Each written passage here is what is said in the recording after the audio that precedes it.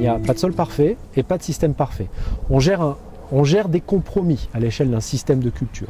Et le choix d'un système ou d'une pratique dépend aussi bien sûr de son type de sol, mais de ses objectifs, de ses contraintes économiques, sociales, etc.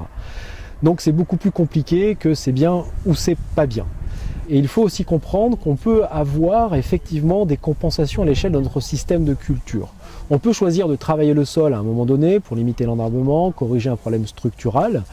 C'est pas forcément mauvais si on compense cette pratique par l'utilisation, l'apport de matière organique ou de couverts végétaux, une rotation adaptée.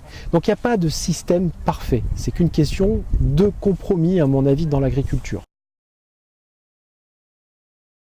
Le système, à mon avis, de culture à bannir, entre guillemets, serait effectivement un travail du sol fréquent, intensif, avec une rotation, avec pas de rotation ou très faiblement diversifiée, sans utilisation de couverture végétale.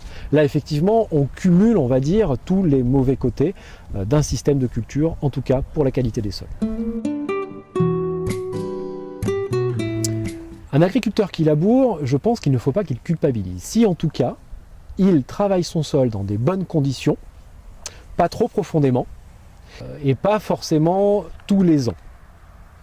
Donc l'idée, c'est d'avoir des systèmes qui peuvent être travaillés de temps en temps, et dans lesquels on va insérer des couverts végétaux, une rotation donc des cultures, et aussi si possible des apports de matière organique qui vont largement compenser les effets du labour sur la qualité des sols.